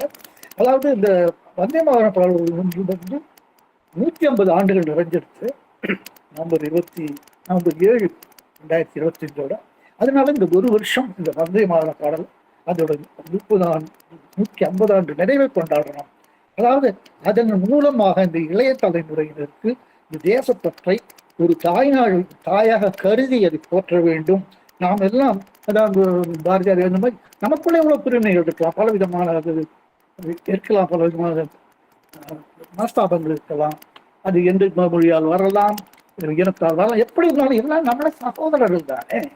இது எப்படி அடிச்சிருந்தாலும் அப்படி இருந்தாலும் பங்காளிகள் அது மாதிரி சொல்லிவாங்க, வேற மாதிரி எல்லாம் நமக்குள்ள தானே. ஆனா இதில் அந்நியர் புகழின நிதி அப்படின்னு சொல்ற மாதிரி எல்லாருமே அனைத்தும். ஏன்னா ஒரு அடக்குமுறை இருந்த போது அதை எதிர்த்து எல்லாரும் ஒன்றாக ஒரே நேசமாக ஒரு தேசமாக எழுந்தார்கள். இப்ப அந்த மாதிரி ஒரு அடக்குமுறை இல்லையா, அதுக்காக அடக்குமுறை நம்ம வரவேற்கணுமா? வேண்டாம். நம்ம போற்றுவோம், வணங்குவோம். இந்த கண்ட்ரி நமக்காக எவ்வளவு செஞ்சிருக்கு, நாடு என்ன செய்தது உனக்கு கேள்விகள் கேட்பதற்கு, நீ என்ன செய்தாய் அதற்கு என்று நினைத்தால் நன்மை தேசத்துல உனக்கு இல்லையா. அப்ப அது உண்மைதானே. அது திரைப்பட பாடலா இருந்தா கூட உண்மை எங்க இருந்தாலும் நம்ம ஒத்துட்டு தானே ஆசைங்க. அதனாலதான் இந்த ஒரு வருஷத்தை 150 ஆண்டு நிறைவு வந்தே மாதரம் பாடல் அப்படின்னு சொல்லிட்டு அவங்க கொண்டாடணும்னு நினைச்சு உடனே அது தொடர்பா டெல்லிலாம் பார்த்தீங்கன்னாக்கா கருத்தரங்கு, இந்த கலை நிகழ்ச்சிகள் நடந்தது. இந்த வருஷம் குடியரசு தினத்தை பார்த்துருந்தீங்கன்னா உங்களுக்கு எல்லாம் தெரிஞ்சிருக்கும். அந்த அணிவகுப்புடைய மெயின் தீமே வந்தே மாதரம் தான். ஏன்னா இந்த இளைய தலைமுறைக்கு தெரியும் நம்முடைய இந்த தேசம் ஏதோ நம்ம தேசம் இது ஒரு பகவான் சொன்ன மாதிரி அது இது கண்ட்ரி, இது ஸ்டேட்ஸ், ரிவர், இங்க பிரிட்ஜ் அப்படி அல்ல. அதுக்கு ஒரு ஆன்மா இருக்கு, கண்ட்ரிக்கு ஒரு ஆன்மா இருக்குன்னு சொல்லி நம்ம ஆன்மா சொல்லுது. நம்ம அம்மா அன்னை சொல்லுவாங்க இல்லையா, ஆன்மா இருக்கிறது, அதுக்கு ஒரு சைக்கிக் உண்டு. நீ தேசத்தோடு ஒருமுறைப்பட வேண்டுமா, நீ அந்த தேசத்தோட சைக்கிக் உன்னுடைய சைக்கிக் நீங்க ஒன்றை சொல்லுவாங்க இல்லையா. அப்போ அது போல ஒரு உணர்வை நம்ம இளைய மாதிரி வளர்த்து கொள்ளணும் அப்படிங்கிறது தான் அது. இதுக்கு இப்படி எல்லாம் இந்திய அரசாங்கம் முதல்லயே கூட பாத்தீங்கன்னா வங்காளத்துல மட்டும்தானே சார் நடந்தது, அதுக்கு மேல எங்க வெளியில அப்படிங்கிறத கேட்கலாம். இதுக்கு என்ன அப்படி ஒரு நடந்தது, இது நடந்தது அதுக்கு இருக்கு.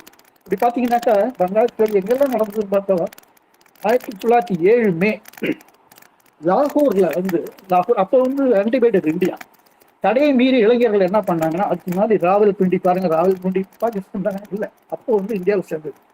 ராவல்பிண்டியில கைதான தேசிய தலைவர்களுக்காக குரல் கொடுத்து வந்தே மாதரமும் வழங்கினாங்க அந்த காலத்து இளைஞர்கள். 1908 பிப்ரவரி தூத்துக்குடியில சுதேசி ஸ்டீம்ஷிப் கம்பெனி, நேவிகேஷன் கம்பெனி, நம்ம கப்பலோட்டி தமிழர் ஆரம்பித்தாரு. அப்ப அதை நடத்தப்படாம பண்ணணும் சொல்லி என்னெல்லாம் பண்ணாங்க. அதை கண்டிச்சு அந்த கோரல் மில், அந்த மில் ஊழியர்கள் வந்தே மாதரம் வழங்கினபடி ஸ்ட்ரைக் பண்ணாங்க. அந்த கப்பலோட்டி தமிழ் படம் பார்த்த எல்லாருக்கும் தெரிஞ்சிருக்கும். அந்த அந்த ஆங்கிலேய அதிகாரியா வருவார், சிவாஜி கணேசன் தான் கப்பலோட்டி தமிழ் வாசியாக நடித்தார். சுப்பிரமணிய சிவாவாக இவங்க 2 பேரும் சந்திக்கும் போது அவர் பேசிக்கொண்டே இருக்கும்போது பலவிதமான குற்றச்சாட்டுகள் மேல் அடிக்கொண்டே அந்த ஆங்கிலேய அதிகாரி, அதாவது ரங்கராவ், ஒரு சிறந்த நடிகர் தான், எல்லாத்தையும் விட ஒரு டேஞ்சரஸ் ஸ்லோகனை கண்டுபிடிச்சிருக்கீங்கன்னு இவர் தெரியாத மாதிரி இவர் கேட்டார். அது என்ன டேஞ்சரஸ் ஸ்லோகன்? வந்தே மாதரம் அப்படின்னு சொன்ன உடனே 2 பேரும் வந்தே மாதரம் சொன்ன உடனே வெளியில இவங்க பேச வந்திருக்காங்க ஆங்கிலேய அதிகாரிகள், இப்படி சப்போர்ட்டர்ஸ் வெளியே இருக்க அத்தனை பேரும் வந்தே மாதரம் கோஷம் பெற்றான். பெரிய சத்தம். அந்த முழக்கத்தை பார்த்து இந்த ஜன்னல் வழியா பார்த்து எல்லாரையும் கலைச்சு வளர்த்தின்னு விரும்புவாங்க. அது மாதிரி அந்த முழக்கம் பாருங்க, அது வந்து இயல்பாக வரும். இதுல மொழி இல்லை, மொழி மாறுபாடு இல்லை, மாநில மாறுபாடு இல்லை. நம்ம எல்லாரும் இந்தியர்கள், இந்த இந்திய தாயின் மண்ணின் மைந்தர்கள் அப்படிங்கிற உணர்ச்சி அப்படி ஒரு அடக்குமுறை வந்தாதான் வேணுங்கிறது இல்லை. எப்பவுமே நமக்குள்ள இருந்து கொண்டு இருக்கணும். அதை வந்து பாதுகாக்கிறதுங்கிறது இல்லை, நம்ம கிட்ட இருந்தே பாதுகாக்கணும். இப்ப வெளிநாட்டுல இருந்து இல்ல, அச்சுறுத்தல் நம்ம கிட்டே இருக்கு. ஏன்னா நம்ம வந்து தாய்நாடுங்கிறனுடைய பற்றை விட்டோம். தாய்நாடு நமக்கு எவ்வளவு சுகத்தை கொடுத்திருக்கு நம்ம புரிஞ்சுட்டோமா? இல்லையே. நம்ம எல்லாம் டேக்கிங் ஃபார் கிராண்டட். இல்லை, நாம் இந்த மண்ணுக்குரியவர்கள் என்றால் மண்ணு நமக்கு உரியது என்று நாம் நினைக்கக்கூடியது. மண் நம்மை வளர்த்திருக்கிறது, மண் நமக்கு உரமிட்டு இருக்கிறது, நாமல்ல உரமிடுவது. மண் நமக்கு நீர் விட்டிருக்கிறது, நாமல்ல நீர் விடுவது. ஆகவே இந்த மண்ணுக்கு நாம் சொந்தக்காரர்கள் அல்ல, மண்ணுக்கு பாதியதை, மண்ணுக்கு அதற்குரிய கடனை செய்ய வேண்டியவர்கள். இதை உணர்த்த வேண்டும். 1908 ஜூன் மாதம் பம்பாய் கோர்ட்ல வந்து திலகர் மேல விசாரணை நடக்கிறது. ஆயிரக்கணக்கான பேர் வந்து அவரை சப்போர்ட் பண்ற மாதிரி அந்த பாடலே பாடினாங்க, வெறும் முழக்கம்ல பாடினாங்க. அதே 1914 ஜூன்ல அவர் வந்து ரிலீஸ் ஆகி வராரு. பூனால வந்து ஒரு வரவேற்பு நிகழ்ச்சி. அப்போ வந்து அவர் அந்த சீட்ல உட்கார வரைக்கும் வெயிட் பண்ணி அவர் உட்கார்ந்த உடனே ஒரு அவ்வளவு பெரிய பான் உயர வந்த கோஷம் அடங்கத்தையும் ரொம்ப நேரம் ஆச்சு. இப்போ நம்ம தாய்நாட்டுல மட்டும் இல்லை, இந்த தாய்நாட்டு இப்போ கூட பாருங்க, இந்த டயஸ்போரா அப்படின்னு சொல்லும் போது வெளியே இருந்தாலும் பல விதமான காரணங்களால் வெளிநாடுகள் இருந்தாலும் இந்தியர் என்ற உணர்வு இருக்கிறது இல்லையா? அப்போ நிச்சயமா அதே மாதிரி வெளிநாடுகள் இருந்த இந்தியர்களுக்கும் இந்த தேசிய உணர்வு இருந்தது. 1907 பெர்லின்ல இந்தியன் நேஷனல் ஆர்மி நேதாஜி சுபாஷ் சந்திர போஸ் அடைச்ச இந்த மேடம் பிகாஜி காமா, நிறைய பேர் கேள்விப்பட்டிருக்கலாம். அவங்க வந்து இந்த ட்ரைகலர், இந்த மூணு கொடியில வந்து ஏற்றிட்டு வந்தே மாதரம் அந்த கோஷத்தை சொல்லிபடி ஏற்றினாங்க. 1909 பார்த்தீங்கன்னாக்கா இங்கிலாந்துல வந்து மதன்லால் திங்ரா, அவன் வந்து ரெவல்யூஷனரி. அவர் வந்து அப்கோர்ஸ் தனிநபர் வன்முறை இது. ஆனால் அவர் வந்து தூக்கல் தொங்கிற்கு பொழுது அவர் கடைசியா உச்சரித்த வார்த்தை வந்தே மாதரம். அதே போல நான் பஞ்சாப்ல 1931 பகத்சிங் எல்லாம் நமக்கு தெரிஞ்சவர். பகத்சிங், சுகதேவ், ராஜகுரு இவங்கள தூக்கிலிடப்பட்ட போது அவங்க வந்தே மாதரம் அந்த கோஷத்தை தான் சொல்லிட்டு, இந்த தாயை வந்து தாய்க்காக தானே அப்ப எங்க உயிரை கொடுக்குறேன். நான் சொன்னேன், என்னுடைய இன்னுயிர் இல்லை, அன்னுயிரோடதான் பெரிய இன்னுயிர் உள்ளது, உன்னுக்காக உனக்காக கொடுக்கிறேன் அப்படின்னு சந்தோஷமாக கொடுத்தார்கள். அப்போ அவருக்கு அந்த வந்தே மாதரம் உத்வேகத்தை கொடுத்தது. அவர்கள் வந்து இந்த உலகையை விட்டு சென்றால் கூட 1909 பார்த்தீங்கன்னாக்கா அக்டோபர் மாதம் கோகலே, இப்பெல்லாம் இந்த மிதவாத அதெல்லாம் வந்து இதெல்லாம் பார்த்த பிற்பாடு அதெல்லாம் ஓரளவுக்கு மறைஞ்சு போயிட்டுன்னா சொல்லணும். அதுதான் நம் பகவானுடைய வெற்றி. தென்னாப்பிரிக்காவுடைய கேப்டவுனுக்கு வந்த போது வந்தே மாதர கோஷத்தோட மக்கள் ஊர்வலமாக போய் அவங்க வெல்கம் பண்ணாங்க. அப்புறம் 1909 பார்த்தீங்கன்னா பாரிஸ், ஏன்னா பிரான்ஸுக்கும் பாரிஸுக்கும் இந்தியாவுக்கும் எப்போ சம்மந்தம் இருந்துதான் இருக்கு. அது வந்து வெளிப்படையாக இருந்தாலும் சரி, அது மறைமுகமாக ஆன்மீகம் எப்படி இருந்தாலும் பார்த்துக்கலாம். ஏன்னா அப்போ வந்து அவங்க இருந்த சில தேசபக்தர்கள் என்ன பண்ணாங்கன்னா வந்தே மாதரங்கிற பேர்லேயே ஒரு மேகசின் ஆரம்பிச்சாங்க. அது வந்து ஜெனிவாலேருந்து ரிலீஸ் பண்ணிட்டாங்க. இப்படியெல்லாம் பலவிதமாக இது நடந்திருக்கிறது.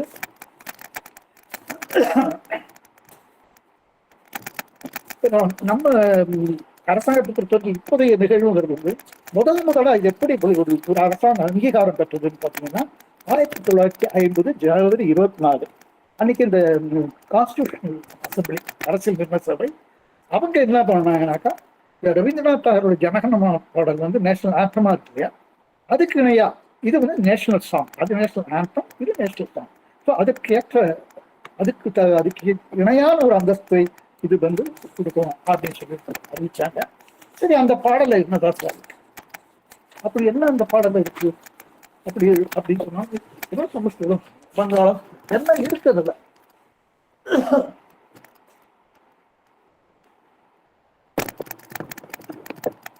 அந்த ஆல் இண்டியா ரேடியோ டிவிலாம் ஆல் இண்டியா ரேடியோ நிறைய பேர் கேட்டுப்பாங்க. ஆல் இண்டியா ரேடியோ அந்த திருப்பள்ளி எழுச்சி உங்களுக்கு ஞாபகம் இருக்கலாம்.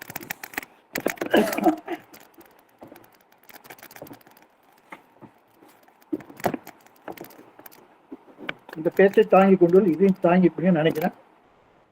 சுஜலாம் சுபலாம் மலயஜசீதலாம் சஸ்யசியாமளாம் மாதரம் வந்தே மாதரம் சுப்ரஜோத்ஸ்னா புலகிதயாமினி புல்லகுசுரித கிருமதல சோபிணி சுஹாசினி சுரபாஷினி சுதகாம்பரதாம் மாதரம் வந்தே மாதரம்.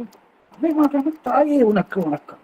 இந்த பாடல நீர்வளம், நிலபலம், காற்று, நம்மளோட நாட்டோட சிறப்புகளை தான் போற்றுகிறது. வேற ஒண்ணும் இல்ல. அந்த அதே போல அது என்ன சொல்றாங்க, நன்னீர் மற்றும் பழந்தரும் வளமிக்க தாயே, சந்தன காற்று போல குளிர்ச்சியானவளே, பயிர்களால் பச்சை பசேலென இருக்கும் தாய். நாம இந்த முதல் ரெண்டு பாடம் பாத்தீங்கன்னா நாட்டை தாய்ன்னு மட்டும் கொடுப்பதுனால அந்த தேசிய பாடங்கிற அங்கீகாரம் பெறது ரொம்ப அது ரொம்ப நியாயமானது தானே. Mother I bow to the அப்படிங்கிற பேர்ல பகவான் அந்த மொழி வச்சார் இங்கிலீஷ். 1909 கர்மயோகி இவர்தான் சிறைவாசம் முடிஞ்ச வெளியில் வந்த போதும் மறுபடியும் தேசிய அந்த அரசியல் கல செயல்பாடுகள் தான் ஆரம்பிச்சார். அதை பார்த்துட்டு தானே என்ன விட மாட்டேங்கிறான்னு சொல்லிட்டு இறைவன் அவன் இங்கே கூட்டின்னு விட்டார். அப்போ அவர் கர்மயோகின்னு இங்கிலீஷ்ல ஒன்று ஆரம்பிச்சார். தர்மயோகம், தர்மானோட பங்காளி ரெண்டுமே டிகிரி. 1909 இந்த கர்மயோகிகளில் அவர் இந்த வந்தே மாதரம் சாங்கை இங்கிலீஷ்ல டிரான்ஸ்லேட் பண்ணார். Mother I bow to the அப்படின்னு சொல்லிட்டு இதை இந்த சாங்கை பற்றி அவர் விளக்கமாக ப்ரோஸ்லையும் அவர் அதை எழுதினார். Mother I bow to the அப்படின்னு சொல்லிட்டு அப்புறம் இது விளக்கமா சொல்லும்போது ஒரு குறிப்பா சுருக்கமா, as with the individual so with the nation there were three bodies, ஸ்தூல கோஷா, மூன்று கோஷங்கள், ஸ்தூல கோஷம், சூக்ஷ்ம கோஷம், கரண சரீரம். இந்த மூன்று கோஷங்கள், அந்த மூன்று கோஷங்கள் மூலமாக அந்த தாயை போற்றுவது போல அது அமைந்திருக்கிறது அப்படின்னு சொல்லிட்டு இது எப்ப பேசினார்னாக்கா, இந்த 1908 ஜனவரி 29ஆம் தேதியும் நம்ம பகவான் அன்னை சம்பந்தப்பட்ட விஷயம் ரொம்ப முக்கியமான தேதியாக அமைந்திருக்கிறது. அமராவதி மகாராஷ்டிராவில், இவர் மகாராஷ்டிரா பங்காளுக்கு போயிட்டு வந்துட்டு இருந்தார் இல்லையா, அமராவதியில ஒரு ஸ்பீச்ல இதை பற்றி விளக்கமா சொல்லியிருக்காரு. அது மட்டும் இல்ல, இப்போ ஒரு தர்மா அந்த பங்காளி இதுல ஹிம் டு துர்கா, துர்கா ஸ்தோத்ரான்னு வங்காளியில் எழுதினார். அது பின்னால நம்ம பிற்பாடு நம்ம நளினிகாந்த குப்தா அது இங்கிலீஷ்ல அதை டிரான்ஸ்லேட் பண்ணினார். அது இந்த ஹிம் டு துர்கா எல்லாருக்குமே தெரியும். அதையும் துர்கையிடம் என்ன வேண்டாம், எனக்கு சுகம் வேணும், துக்கம் அப்படியெல்லாம் இல்லை, இந்த நாட்டை பலமுடையதாக நீ செய், எங்களுடைய இந்த உள் வெளி பலவீனங்களை எல்லாம் போக்கு, உன்னுடைய தைரியம் துணிவான ஒரு மைந்தர்களாக எங்களுக்கு அப்படி அதுக்கு துர்க்கையை வேண்டுவது. அதிலும் இதேதான், தாயை வேண்டி இந்த தாய் நாட்டை தேவியாக பாவித்து, அதனால்தான் ஹிம் டு துர்கா பற்றி நான் இங்க சொல்றேன். இப்போ பாரதியாருடைய மொழிபெயர்ப்பு ஒரு எப்படின்றது பார்ப்போம். 2 பேராகிராஃப் மட்டும். இனிய நீர் பெருக்கினை இன் கனி வளத்தினை தனி நெருமலையர் தன் காற்றின் சிறப்பினை தன் 3 தன்மையான தன் காற்சிறப்பினை பைநிற பழனம் பரவிய வடிவினை வெண்ணிலாக்கதிர் மகிழ் விரித்திடும் இயல்பினை மலமணி பூத்துகள் மரம் பல செறிந்தனை குறுநகையின் சொலார் குலவிய மாண்பினை நல்குவை இன்பம் வரம்பல நல்குவை தாயை வேண்டி வரங்கள என்ற பாடல். அந்த பாடலை எல்லாம் எப்படி எல்லாம் தாய் மண்ணே வணக்கம் என்று இதை கூட அவர் ரொம்ப எழுச்சியோடு தான் இருந்தாலும் எல்லாவற்றையும் விட அது அந்த பாடலுடைய உண்மையான உத்வேகம், அந்த ஸ்பிரிட் எங்க நான் கேட்டிருக்கேன்னாக்கா, நீங்கள் பலரும் கேட்டுருக்கலாம். சரி, அரவிந்தாசிரமத்தில் பகவானுடைய பிறந்தநாள் ஆகஸ்ட் 15 அன்று அந்த ஆசிரம விளையாட்டு மைதானத்தில் அந்த அணிவகுப்பு தொடர்ந்து எல்லா ஆசிரம வாசிகள் பாடுவார்கள், விசிட்டர்களும் பாடலாம் என்பார்கள். வங்காளி தெரிந்தவரும் அவரும் பாடுவார்கள். நமக்கு மொழி தெரியாதான் அது அப்படிப்பட்ட ஒரு உத்வேகம் கொடுக்கும். அந்த பாடலை இப்போது நமக்கு அவர்கள் அந்த ஆசிரம இசைக்குழுவினர் அமைத்த ஒலிப்பதிவு ஆசிரம சாதகரும் என்னுடைய நண்பர் அவரிடமிருந்து எனக்கு கிடைக்கப்பட்டது. அதை ஆனால் அது யூடியூபிலேயே அவர்கள் 2001 அவர்கள் வெளியிட்டிருக்கிறார்கள் என்று தெரிய வந்தது. அதை இப்போது நாம் கேட்கலாம். அதிலே நம்முடைய தாய் மண்ணுக்கு வணக்கத்தை தெரிவிக்கலாம். இப்படிப்பட்ட ஒரு அரிய வாய்ப்பை எனக்கு வழங்கியதற்கு அன்னை பகவான் திருப்பாதங்களிலே வணங்குகிறேன். ஆரோபி ராம் மந்திர் கரைக்குடி அமைப்பில் அதனுடைய 24 மணி நேரம் உழைப்பவர். நான் இங்கேருந்து பார்க்காட்டா கூட அவர் 24 மணி நேரம் அவர் உழைக்கிறார். இந்த வளரும் தலைமுறையை நம்முடைய பகவானுடைய வழியிலே, அன்னையினுடைய வழியிலே கொண்டு செல்வதற்கு அவருடைய துணைவியாரும் துணை இருக்கிறார். அவர்கள் வாழ்க, அவர்கள் குடும்பம் வாழ்க என்று வாழ்த்தி வணங்கி அவருக்கு நன்றி தெரிவித்து, இத்தனை நேரம் இந்த அரங்கிலே பொறுமையாக கேட்டுக்கொண்டு உங்கள் அனைவருக்கும் என்னுடைய நன்றி, அந்த வணக்கம். மீண்டும் மகளிர் அனைவருக்கும் என்னுடைய மகளிர் தின வாழ்த்துக்கள். Thank you sir. நான் இப்போ அதை ப்ளே பண்ணிட்டுமா? Okay sir.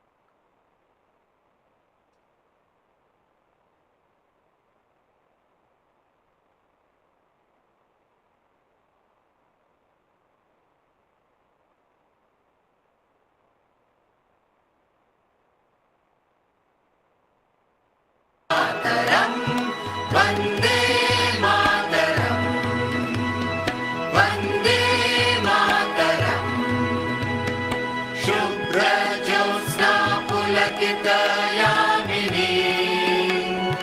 फुल्लकुसुमितद्रुमदलशोभिनी, सुहासिनी सुमधुरभाषिणी, सुखदां वरदां मातरम्, वन्दे मातरम्, वन्दे मातरम्।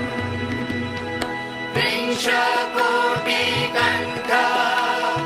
कलकलनिनादकरले, विदृंशकोटिभुजैर्धृत करकरवाले, अबोलकनुमहतुबाले, बहुबलधारिणी नमामि तारिणी, रिपुदलवारिणी मातरम्, वन्दे मातरम्, वन्दे मातरम्।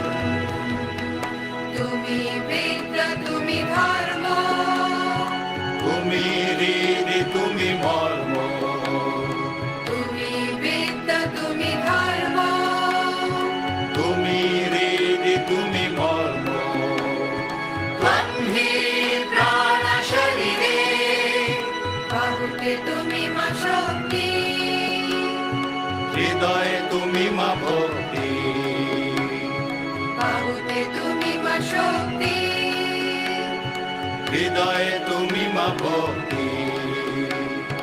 तुम्हारी प्रतिमा करी मन्दिरे मन्दिरे, त्वं हि दुर्गा दशप्रहरणधारिणी, কমল কমল দল বিহারিণী, वाणी विद्यादायिनी, नमामि त्वाम्, नमामि कमलां कमलां अतुलां सुजलां सुफलां मातरम्, वन्दे मातरम्, वन्दे मातरम्। श्यामलां सरलां सुस्मितां भूषितां, धरणीं वरणीं मातरम्, वन्दे मातरम्, वन्दे